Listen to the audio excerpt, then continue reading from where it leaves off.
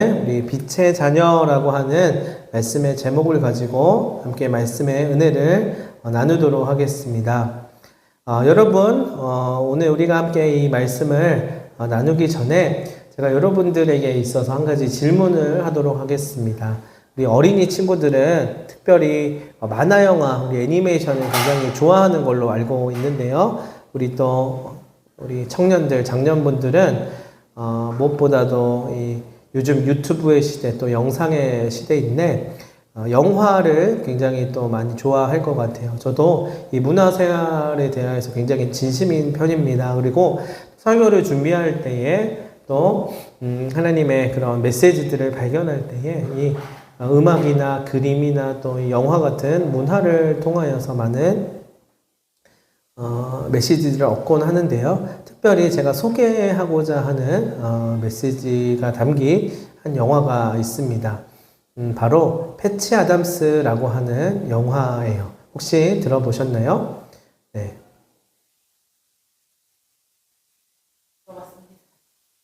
무슨 방송? 예.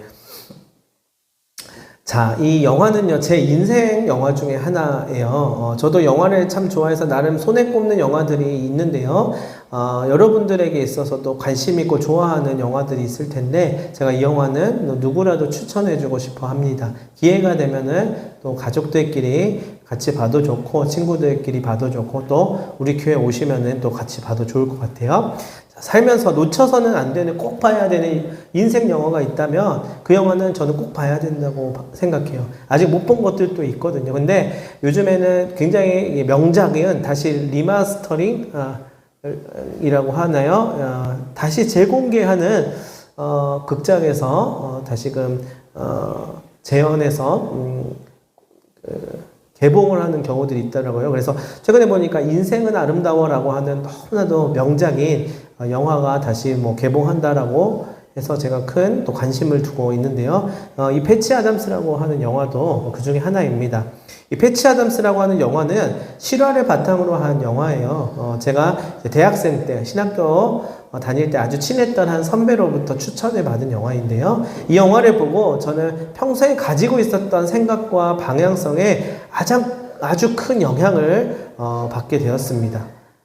그래서 어떤 사람이 되고 싶은가, 어떤 삶을 살고 싶은가, 나는 어떻게 살아왔나, 무엇을 위해 살아갈 것인가 라고 하는 질문들에 있어서 나름대로의 답을 찾을 수가 있었습니다. 자, 그리고 무엇보다도 뭔가 생각을 전환해주는 그런 아하 포인트라고 하죠. 그런 것들이 있었어요. 그 중에 한 장면이 있었는데 그것은 무엇이냐면 이 패치 아담스라고 하는 주인공이 정신병동 안에 있을 때 나름대로 이제 어려움 가운데서 삶의 힘든 질고를 안고 살아가는 이 패치 아담스라는 남자가 자살을 시도하려고 하다가 결국에는 이 정신병원에 가게 되는데 사실은 굉장히 다른 부분에 있어서는 큰 지장은 없었던 사람이었어요. 근데 그 안에 들어가 보니까 수많은 사람들이 있었던 것이죠. 그 중에 룸메이트였던 한 노인이 마음의 슬픔을 가지고 있는 모습을 보게 돼요. 왜냐고 물어봤더니 자기가 마셨던 종이컵 밑에가 뚫려 있어서 물이 자꾸 샌다는 거예요. 그래서 이 아담스라는 남자가 거기에 반창고를 붙여줍니다. 그 모습을 보면서 이 노인이 굉장히 감명을 받게 돼요. 그러면서 너는 조금 이해할 수 있을지 모르겠어 라고 하면서 손가락 5개를 이렇게 보여주면서 이게 몇 개로 보여요? 라고 물어봅니다. 5개요 라고 말하면 아유 재미없는 사람, 틀에 박힌 사람, 세상에서 말하는 대로 그대로 수용하면서 살아가는 사람이라고 보려고 했었어요. 근데 약간 눈에 사시로 약간 떠서 약간 비스듬하게 보면 손가락이 약간 겹쳐 보이는, 여러분 그 스킬 혹시 쓸 줄 아나요? 왜 이렇게 학교 다닐 때 선생님한테 혼나서 이게 매맞으려고 서 있을 때 약간 허공을 45도 각도로 보고 있으면 사물과 또 공기 그 절반 사이를 쳐다보는 그런 방법이 있거든요. 그런 것처럼 약간 이렇게 비스듬하게 봤더니 손가락이 더 많아 보이거나 더 이게 겹쳐서 다르게 보이는 거예요. 그래서 4개요, 6개요 이렇게 대답을 뭐 이렇게 했습니다. 그랬더니 그거 참 재밌는 대답이야 하면서 정답이 있다는 게 아니라 그렇게 생각할 수 있다는 사고의 확장을 열어주게 됩니다. 내 손가락 너머에 무엇을 말할 수 있느냐를 물어보고 있는 것이에요. 그게 바로 노인은 새롭게 세상을 바라보는 관점, 사물과 이 현상들의 너머에 있는 것들을 바라보는 방법들을 설명한 것이었어요. 늘 틀에 짜여지고 박혀 있었던 정답을 벗어나서 무언가 그 이면을 볼 줄 알아야 된다는 것이에요. 저는 여기서 신앙의 어떤 메시지를 발견할 수 있었어요. 이 노인은 이제 이 패치 아담스에게 이렇게 말합니다. 만일 내게서 미치고 한 맺힌 남자밖에 네가 보지 못했다면 지금 너는 처음부터 나를 찾아오진 않았겠지. 모든 사람들이 이 사람을 정신나간 노인네, 헛소리하는 남자 이렇게 보았을지 몰라도 나는 당신을 특별하게 생각하고 있어. 무언가 당신에게는 특별함이 있어. 라고 여기고 여길 찾아온 거야. 라고 알아주게 돼요. 여러분, 저는 이 장면을 통해서 우리는 모두 평범하고 괜찮고 그냥 나이스하게 살아가고 있는 것처럼 보이고 번듯한 모습의 사람들인 것처럼 보이지만 그 이면에 있는 또 다른 무언가를 발견할 수 있다는 것을 알게 되었습니다. 정말 하고 싶은 말이 있고 나누고 싶은 마음이 있는데 꺼내놓지 못하는 사람들이 있더라는 거예요. 우리는 모두 어느 정도 번듯함의 기준에 맞추려고 사실 애를 쓰고 있지만 정작 그 기준 때문에 많은 상처를 받고 혼란을 겪고 낙심하게 되거든요. 노인이 물어봐요. How many fingers? 손가락이 몇 개로 보이니? 4개라고 답해야만 이상한 사람 취급당하지 않는 것? 5개라고 말해야만 이상한 사람 취급당하지 않는 것. 그러나 그것이 아니라 6개도 될 수 있고 4개도 될 수 있고 7개, 8개라고 하더라도 그 사람을 있는 그대로 받아줄 수 있는 무언가를 우리는 발견할 수 있어야 되지 않을까라는 생각을 하였습니다. 나는 그런 기준과 판단으로 가늠할 수 있는 사람이 아니란 말입니다. 사실은 나는 그러한 사람이에요. 이렇게 얘기하고 싶은 사람들이 있지 않을까요? 정말 한 사람과 소통하고 공감하고 마음을 나누는 것은요, 일반적인 표면상으로는 불가능하다는 것을 우리는 잘 알고 있죠. 그것을 가장 잘했던 분이 계시는데 바로 우리 예수님이십니다. 예수님께서는요, 이 땅에 오셔서 우리에게 그것을 보여주셨어요. 세상적인 편견과 세상적인 인식과 상식과 문화 안에서의 나름대로 가지고 있었던 정서 너머에서 한 영혼을 바라보고 한 사람을 바라보며 그 가치를 발견해 주었던 사람이자 주님의 그런 사랑으로서 그 사랑을 전달해 주었던 것인데요. 그것을 우리에게 보여주셨습니다. 세리와 창기와 귀신 들린 자와 사마리아 여인, 심지어는 십자가 옆에 강도도 마찬가지였었습니다. 모두 무언가 다르게 보셨다는 거예요. 세상이 멸시하고 조롱하고 손가락질 할지도 모르겠지만 또한 그들이 무언가 못 미치는 삶을 살아가고 있기 때문에 실제로 그 무언가가 채워진다면 이제 괜찮은 삶처럼 보일지도 모르겠지만 사실 그들에게 필요한 것은 그것들이 채워져서 기준이 맞춰져서 그냥 정상인이 되는 것, 소위 말해 그렇게 되는 것이 아니라 바로 빛이신 예수 그리스도, 즉 구원이 필요하다는 것을 알려주셨던 것입니다. 자, 다시 영화의 이야기로 조금 돌아가겠습니다. 이 주인공인 패치라고 하는 사람은요, 원래 이름은 패치 아담스가 아니라 헌터 아담스였다고 하죠. 근데 아까 말했던 종이컵에 반창고를 패치 붙여줌을 통하여서 이름을 바꾸는 그런 전환점, 계기가 되었던 것이에요. 자, 이 패치는 정신병원에 있는 동안에 여러 환자들을 통하여서 오히려 자신이 치유됨을 경험하고 이제는 어려운 자를 내가 고쳐주어야 되겠다라는 마음을 갖게 돼서 이제 의사 지망생이 되기로 합니다. 패치가 되고자 하는 의사는요, 조금 뭔가 특별했어요. 재미있는 것은 자신이 치유함을 경험했던 것을 돌아보았을 때 자기를 낫게 해주는 것은 정신병원에 있는 의사가 아니라 바로 환자들과 교감을 하면서 이를 통하여서 치유를 경험하였다는 것입니다.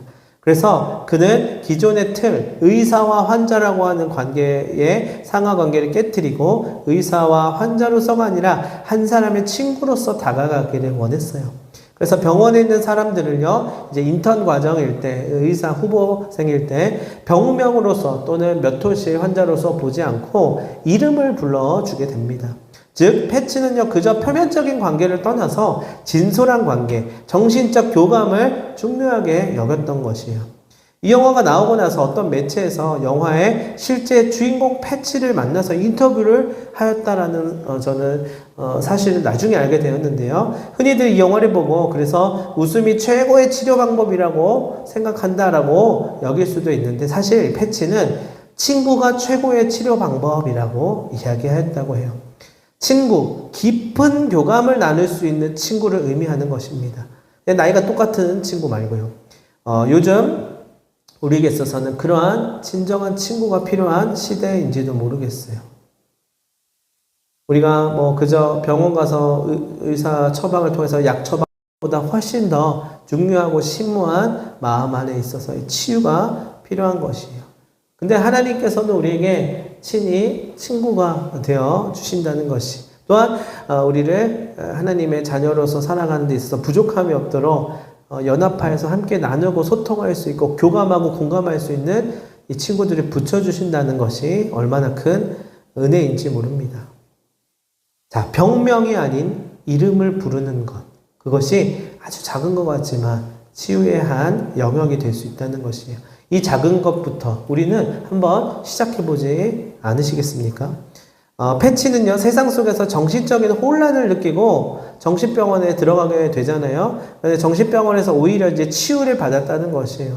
특별히 같은 방을 쓰는 룸메이트 중에 한 사람인 어떤 한 또 다른 남자가 있었는데 그 남자를 통해서 또 이것을 배웁니다. 자, 헛것을 보는 사람인데요. 그를 도와주면서 무언가 희망을 발견하게 돼요. 이 헛것을 보는 룸메이트는 특별히 다람쥐를 두려워합니다. 다람쥐 때문에 화장실도 못 가고 잠도 못 자고 침대 밖에 나가지도 못해요.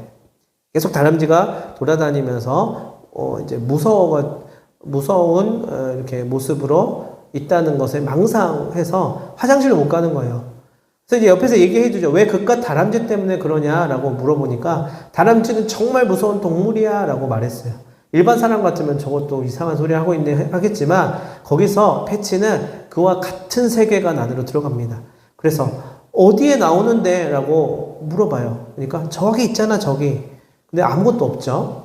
자, 그랬더니 이렇게 말해요. 그럼 내가 장난감 총 같은 것을 만들어서 물리쳐 주겠다고 다람쥐를 이제 내가 없애서 너가 편하게 화장실 갈 수 있게끔 해주겠다라고 해요.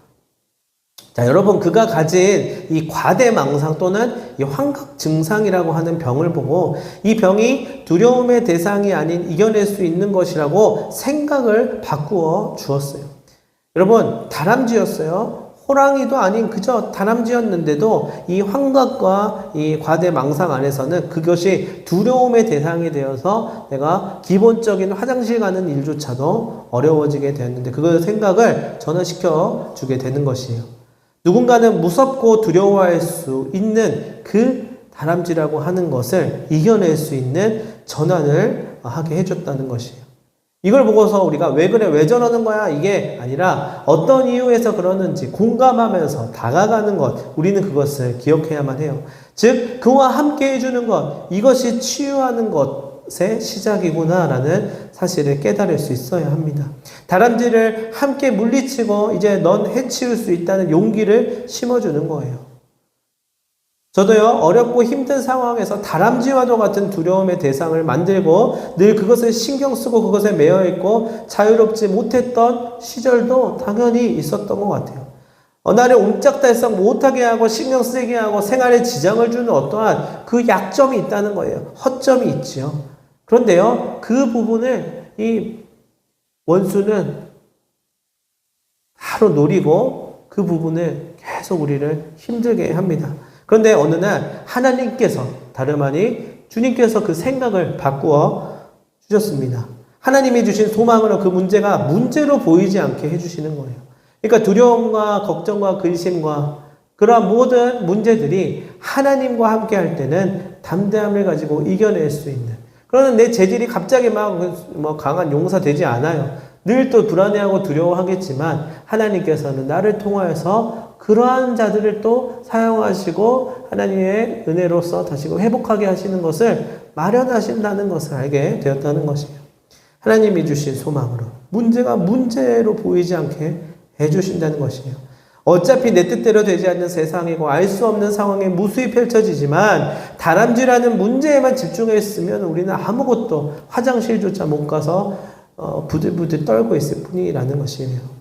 그러나 이제는 그것을 벗어나서 더 넓게 보고 생각하고 마음을 가지니까 훨씬 가능성이 커진다는 것을 느낄 수 있습니다. 우리는 고난이라고 하는 작은 퍼즐 조각만을 보지만 우리 인생의 퍼즐들이 하나씩 맞추어지며 이제 아름다운 그림이 되어 있을 것이라는 것을 우리는 나중에서야 알게 되죠. 그래서 조금 멀리서 전체를 보면서 원래 나의 큰 그림이 무엇인지를 돌아보고 다시 문제를 보면은 그 문제가 그냥 해결할 수 없는 것처럼 보이지 않습니다. 이런 마음을 주시는 하나님이 살아서 우리와 함께 하신다고 한번 생각해 보세요. 여러분, 이러한 하나님이 어디 멀리 다른 곳에 있는 것이 아니라 우리의 삶의 곳곳에 있다는 것이에요. 그래서 알려주십니다. 지혜를 주시고요. 그 다음에 뭘 해야 하는지, 어떤 것을 해야 하는지 알게 하신다는 것이에요.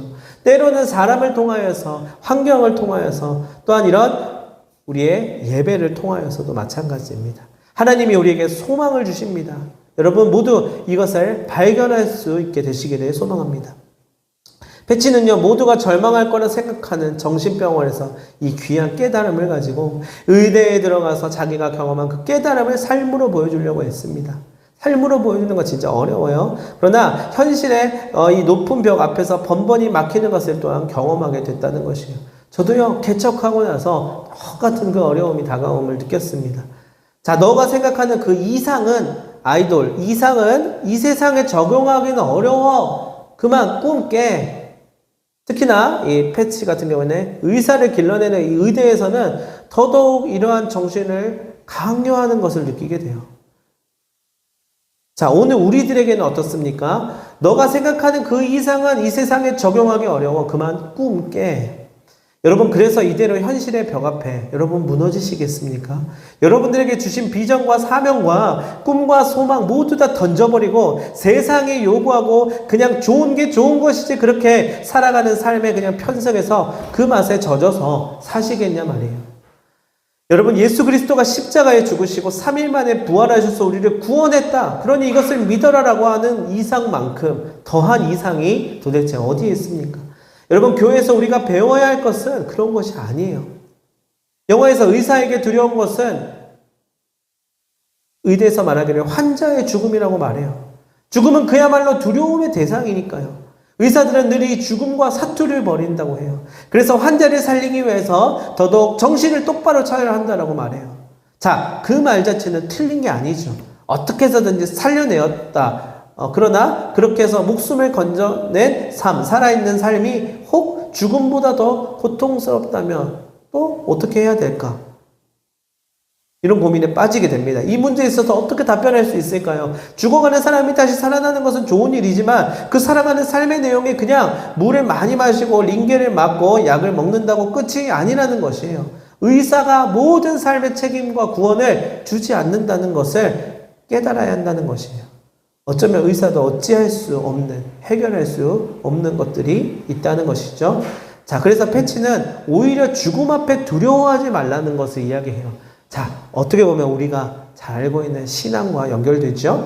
대신 죽기 전에 삶을 가치 있게 살 것을 요청합니다. 우리에게 주어진 그 삶 동안에 어떻게 살아가야 하느냐라는 것이에요. 여러분, 죽지 않으려고 사는 삶이 무엇입니까? 내가 그토록 살고 싶어서 아등바등하면서 사는 삶, 세상에 살게끔 하는 그런 삶이지 않나요? 그러나 우리는 죽음 너머의 것을 바라봐야만 해요. 죽음이 끝이 아니라 죽음 너머의 하나님 나라를 바라보는 것이에요. 그리고 하늘에서와 같이 땅에서도 임하는 그 하나님 나라를 살아갈 수 있는 것입니다. 많이들 죽고 싶지 않아서 죽지 않아 먹고 살려고 나도 좀 먹고 살자라고 이야기를 합니다. 그러나 정말로 살고 싶다면 우리 삶에 무언가 의미를 부여해야 돼요. 그래야 구원의 삶, 하나님 나라의 삶을 우리는 살 수가 있거든요. 가치를 실현해야만 합니다. 세상에 편승돼서 현실적으로 살아가는 것도 가치 있거든요. 뭐 그렇게 생각하면 그게 더 좋은지도 모르겠어요. 그러나 진실로 가치 있는 삶이 그 안에 없다는 사실을 나중에는 알게 돼요. 왜냐하면 헛되고 헛되니 헛되고 헛되다라는 것들을 많은 사람들이 미리 경험해보고 선배님들이 그것을 우리에게 알려주고 있거든요. 진정한 소망과 가치가 바로 하나님 앞에 있다는 것이에요. 그리고 그분의 말씀 안에 있다는 것이에요. 그럼 우리는 그것을 붙잡아야만 합니다. 자, 말씀을 좀 마무리하겠습니다. 결국에는요, 단순히 아픈 것을 떼내는 게 아니라 삶의 의미와 가치와 어떤 삶을 사는가가 진정한 치유라는 것입니다. 빛의 자녀들은 어떠한 삶을 삽니까? 소소함, 감사, 삶의 깊이, 죽음의 의미, 하나님 나라의 시민으로서의 정체성을 가지고 살아요. 우리의 삶이 훨씬 풍요로워질 수 있습니다. 패치는요, 이상을 실현하고자 했으나 그 현실 앞에 분명히 부딪힙니다. 그것이 영화에서 의사협회라고 하는 것인데요. 자, 이 의사협회라는 현실의 벽 앞에서 변론을 해야 하는 상황에 놓이게 되는데요. 과연 그는 무엇이라고 말을 하였을까요? 의대생 앞에서 그는 이렇게 소리쳐요. 진정 사람을 살리고 싶은가요? 그렇다면 지금 생각하는 것 이상의 무언가가 더 필요합니다. 그래야 사람이 살아서 살아갈 수 있는 겁니다. 힐링이 필요한 시대, 모두가 실질적인 대안을 찾고 제시하려고 발버둥 치는 사회인데요. 여러분, 우리는 그 속에 하나님을 말할 수 있어야 된다는 것이에요. 요한복음 12장 46절에 말하죠. 나는 빛으로 세상에 왔어요. 물은 나를 믿는 자로 어둠에 거하지 않게 하려 함이에요. 주님께서는요, 빛으로 세상에 오셨다고 말씀하셨어요. 우리에게 빛을 비추어 주시기 위해서래요. 그 말이 무슨 뜻입니까? 지금 이 세상에 빛이 필요하다는 것이에요. 어둠이 짙게 깔려 있다는 말이고요. 빛이 비추어져야만 한다는 것이에요. 그러나 많은 이들이 빛을 갈망하고 있습니다. 근데 그 빛은 그저 내 지갑에 돈이 많아지는 것도 아니고 많은 이들로부터 인정받고 칭찬받는 것으로 되는 것이 아니고 연예인 정도 되는 모습으로 탁월한 외모를 뽐내야만 하고 인기가 많아질 때 해결되는 것이 아니에요. 구원, 소망을 얻고 진정한 생명을 얻어야 한다는 것이에요. 그 생명을 예수님께서 주시기 위하여서 빛을 오셨다고 이야기합니다. 빛의 자녀이신 여러분, 그리고 이제는 세상의 빛으로서 부름받은 여러분. 너도 나와 같이 어두운 곳에 빛을 환히 비추어 줄 수 있는 자가 되어주지 않을래? 라고 말씀하시는 주님의 음성에 반응하는 우리가 되었으면 합니다. 가난한 집에, 상처난 곳에, 쓰러진 자에게, 망가진 곳에, 사랑이 필요한 곳에 복음의 소리가 울려 퍼질 수 있도록, 사랑의 소식이 전달되어질 수 있도록, 따뜻한 위로가 전해질 수 있도록 우리가 나아갔으면 좋겠습니다. 마지막으로 저는 제가 말씀드린 영화의 가장 명장면이라고 꼽히는 한 장면을 소개하고 말씀을 마쳤으면 합니다. 이 장면에 나오는 소위 말해 병원에 입원해 있는 아이들이 마치 나와도 같고 여러분과도 같을지도 몰라요. 어찌 보면 너무나도 연약하고 저희 것 없어 보이지만, 또는 소망 없는 모습처럼 보이지만 빛을 비추어주는 것만 같은 느낌을 받게 됐는데요. 저는 그것이 바로 우리 예수님이지 않을까라는 생각을 하게 되었습니다. 우리 같이 한번 잠깐 봤으면 좋겠습니다. 같이 한번 보겠습니다.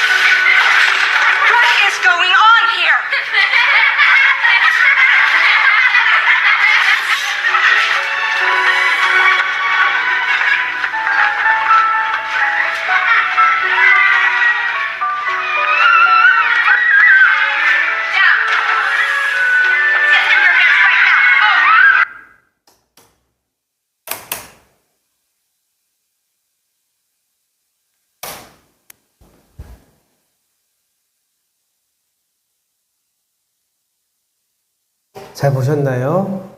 이렇게 말하죠. 안녕, 이름이 뭐니? 안녕, 누구누구야. 자, 예수님께서도 우리에게 그렇게 말씀하시는 거예요. 안녕, 너 누구누구지? 나 예수님이야. 삭막했던 공기와 무거웠던 마음이 사라지고요. 어둠이 물러가고 빛이 비추어지는 것처럼 소망을 품게끔 하셔요. 그것이 바로 주님의 사랑입니다. 우리를 향한 더할 나위 없는 그분의 신실한 사랑입니다. 여러분 혹시 주님을 너무 멀리 떠나와 주님과 멀어졌다고 생각하시는 분이 계시나요? 그러나 주님은요, 항상 그 자리에서 우리에게 찾아오십니다. 여러분 뒤돌아보면 바로 거기에서 우리 기다리고 계실 것이에요. 어디 가지 않으십니다. 그 자리에서 여전히 우리를 바라보고 계실 거예요. 여러분 혹시 찾으셨습니까? 아무리 뒤져도 혹시 찾지 못하고 나오지 않았나요? 아니에요. 주님은 여러분 옆에 위에 계십니다. 신실하게 여러분을 사랑하시는 주님이 계십니다. 주님께서 크신 사랑으로 우리를 기다리고 계셔요. 우리가 다름 아닌 빛의 자녀, 주님의 자녀라는 사실을 시간에 담대한 마음으로 붙잡고 한 주 동안 그 믿음 안에서 살아갈 수 있게 되기를 간절히 소망합니다. 기도하도록 하겠습니다. 하나님의 사랑 안에서 우리 모두 한 몸 되어서 빛의 자녀로서 이 땅에 살아가게 하여 주시옵소서. 어두운 곳에 빛이 되게 하시고 소망이 없는 곳에 소망을 전하게 하여 주시옵소서. 생명을 살리고 생명을 귀히 여길 줄 아는 예수님을 닮은 사람으로 거듭나게 하여 주시옵고 포기할 수 없는 사랑을 위하여서 이곳에 오신 그 절절한 마음 우리 또한 깨닫게 하여 주시옵소서. 주님, 예수님이 우리에게 육신으로 올 수 없어서 사랑하는 옆에 한 사람 한 사람을 오늘날 보내주셨을 줄로 압니다. 주님께서는 이 땅에 오셔서 다시 하늘로 올라가시고 다시 오실 것을 약속하셨던 그 약속을 우리에게 주시면서 그 기간 동안 이 교회라고 하는 공동체를 통하여서 옆에 있는 교우들과 믿음의 동역자들을 통하여서 예수님을 느끼고 경험할 수 있도록 하셨습니다.